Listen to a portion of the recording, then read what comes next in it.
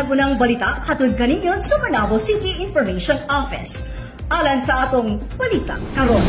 Dionela og bandang Rocksteady mipasiklab sa ilahang mga kanta ngadto sa mga panabawans o mga bisita nga mitambong sa free concert atol sa ika-24th araw ng Panabo.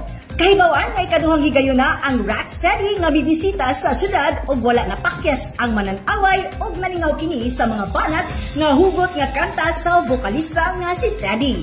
Superhero, magpakailanman, Jopay, ug daghan pa ang itatak nga kanta sa mga panabawans nga miuyog sa mga kasing-kasing, ilabi na sa mga adunay mga hinigugma sabay sa kilig nga gibati samtang minaw sa pagkanta sa Rocksteady. Aduna usab mensahe nga gibilin ang grupo sa Panabawans. Happy 24th araw ng Panabo po sa inyo. God bless po. Kita-kita tayo soon. Sana hindi pa tuyo ulit natin pagkikita.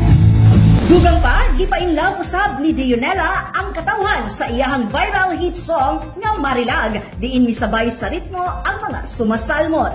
Daghang salamat sa pagbisita, Dionela o Rocksteady. Alang sa mga bagong impormasyon sa syudad, makita na kini sa PSC TV Channel 1 o bisitahan usab ang official Facebook page sa Panabo City Information Office. Kini si Dali Amag alang sa Balita Karon.